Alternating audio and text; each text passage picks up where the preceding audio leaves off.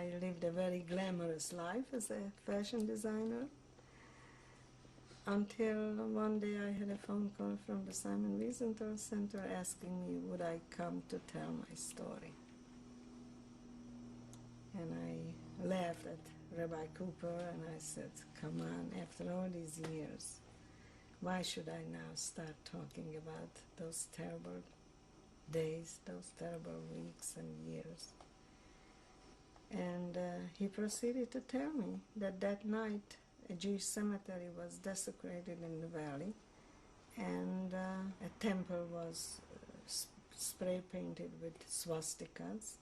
And when I heard the word swastika, I went crazy, and I hung up on him. I said, I have to think about it. And that night, I was back in camp all night in my nightmare. Next morning, I woke up and I called him back and I said, I'm ready to talk. I too want to share her story. She fought so hard and then told it all over again in movies, interviews, and books, despite knowing she had to revisit the still tender wounds of her past.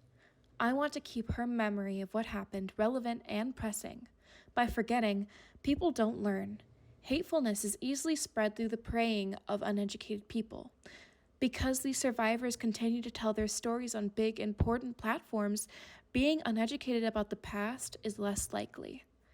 She made the decision to leave what she had in order to help those in the future.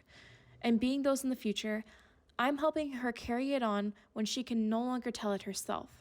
And I think that being that person, making the choice to answer the call like she did and continuing on that story is very important.